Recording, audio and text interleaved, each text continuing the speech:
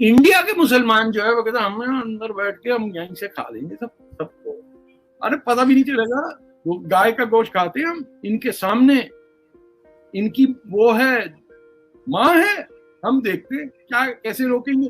दुनिया भर का मुसलमान बकरे का गोश्त खाता है सिवाय दिल्ली और यूपी और बिहार और भोपाल का। कहता मैं जब गाय का, और हदीस तक है कि गाय का गोश्त मत खाओ, इससे बीमारी फैलती है। ये दूध देने के लिए अल्लाह ताला ने जानवर पैदा किया। ने कहा नहीं यार, ये तो हिंदू से चिढ़ता है, हम तो गाय खाएंगे। मगर सर, जिस तरह से उस आदमी को मारा गया, वो जो कहा जाता है सर तन से जुदा, बड़े नारे लगते हैं।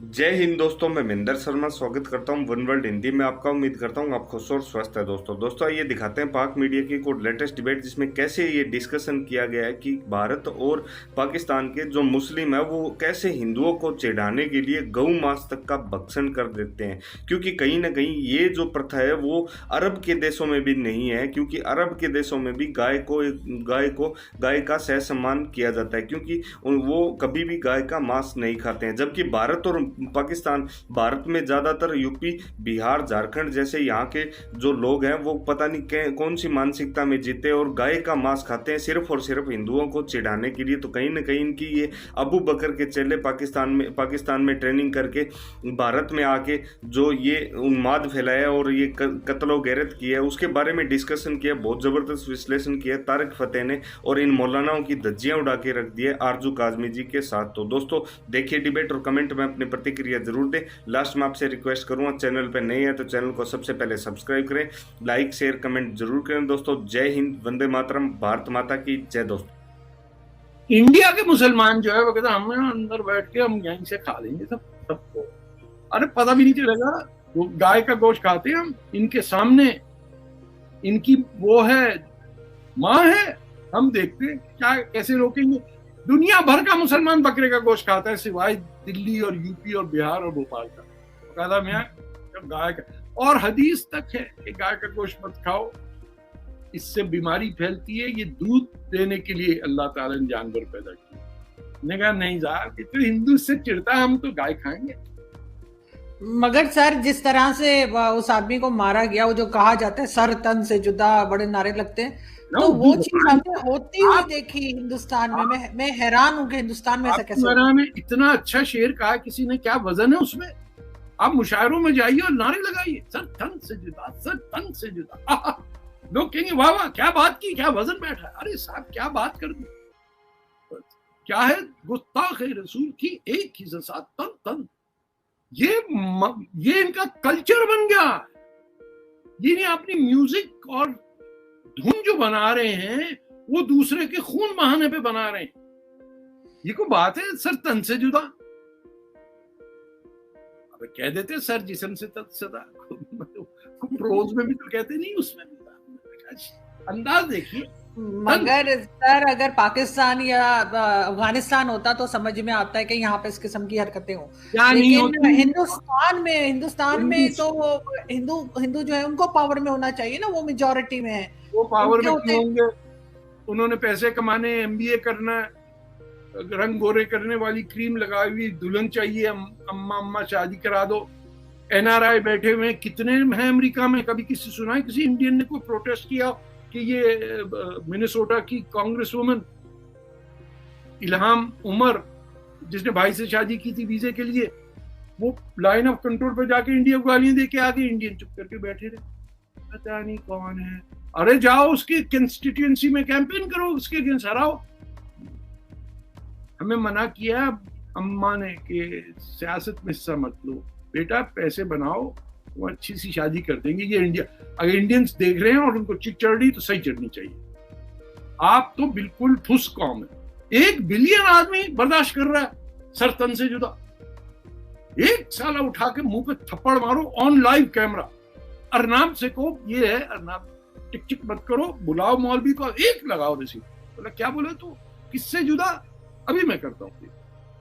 You need to stand up for your civilization. देखिए, this is a minimum 5,000-year-old civilization जिसका मुसलमान ऐसी तैसी कर रहा।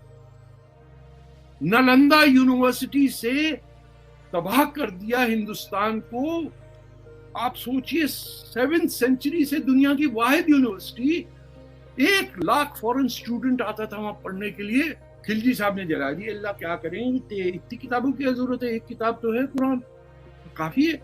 जलाई, 3 महीने तक आग जलती रही, वो सब भागे। बुद्धिज्म इंडिया से गायब हुआ खिलजी साहब की वजह से, और वो गए सारे भागे मॉन्क्स जापान और चीन, वहां जाके बुद्धिस्ट उन्होंने अपने सेटअप किया है।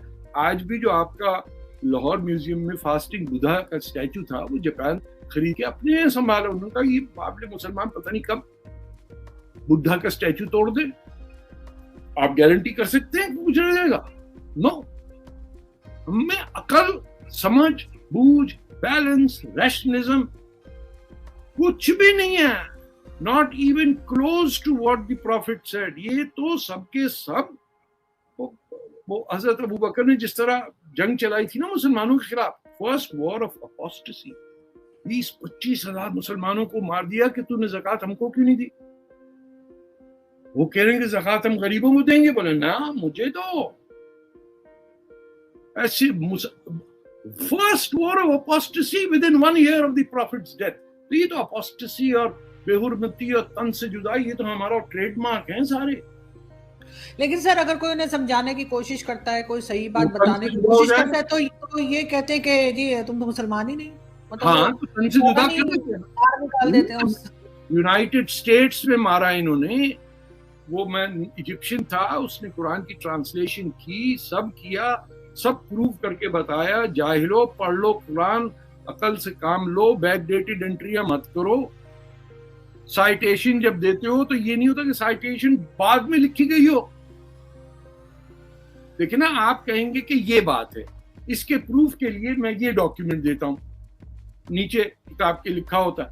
इन्होंने साइटेशन लिखी बाद में, शरीयत लिखने के बाद में साइटेशन मांग ली, तो लोगों ने कहा भैया हदीसें लिखना शुरू करो। तो लोग तो अभी भी समझते हैं वो अबाबीलें जो आई थी पत्थर मारने, वो कोई इस्लाम के दौरान में थी, उनको पता नहीं, कोई नहीं था उनका चक्कर। अबाबीलों का कुछ और था, वो पथराव किसी और का करती। वो तो एक मौलवी साहब का मैंने देखा था, क्लिप था मेरे पास, बल्कि अभी भी होगा शायद, तो वो तो कह रहे थे कि सब कुछ साइंस की जितनी भी चीजें सब हमने इजाद की थी, वो तो हमसे चोरी करके ले गए। इसीलिए वो लोटा ढूंढते रहते हैं कहाँ जाके टॉयलेट सीट पे बैठे। इन्होंने इजाद किया था, गोरा ले गया। अब ये जाके पत्थरों के अंदर जाके कहीं बूटियों के अंदर करके आते हैं। लेकिन सर ये इस किस्म का माइंडसेट मुसलमानों का, अरबिक का या अरबी जो गल्फ कंट्रीज हैं, उनमें तो नहीं है वो ऐसी बात। अरब नहीं करते, ईरानी नहीं करते, तुर्की नहीं करते, अल्जेरियन नहीं करते। आपको पता है कि फ्रांस के अंदर हिजाब के खिलाफ जो था, वो 4 मुसलमान औरतों ने प्रेजेंट किया था, 2 कम्युनिस्ट पार्टी की थी और एक गॉलिस्ट थी, एक सोशलिस्ट थी। उनकी वजह से हुआ था, क्योंकि मुसलमानों ने स्टैंड लिया था कि हम तंग आ गए ये बदसूरत लोगों की बकबक सुन के। They went to parliament, changed the law। ये उस वक्त प्राइम मिनिस्टर चिराग थे, I don't remember, but they did it. आपके ग्रीन पार्टी की लीडर है, जर्मनी के अंदर थी, वो भी मुसलमान थी। ये मर्दों का काम ही नहीं है, ये तो ठूस बैठ गए। ये सब बावर्ची खाने में भेज दें पाकिस्तानी इंडियन मुसलमानों को कि जाओ बनाओ कढ़ाई गोश और पता नहीं क्या क्या करते हैं, हम दफ्तर जाएंगे, सब ठीक हो जाएगा। स्कूटीज पे जा रही होंगी जब लड़कियां, तब उनको शर्म आएगी। कोई नकम्मी बात करने को, अकल की बात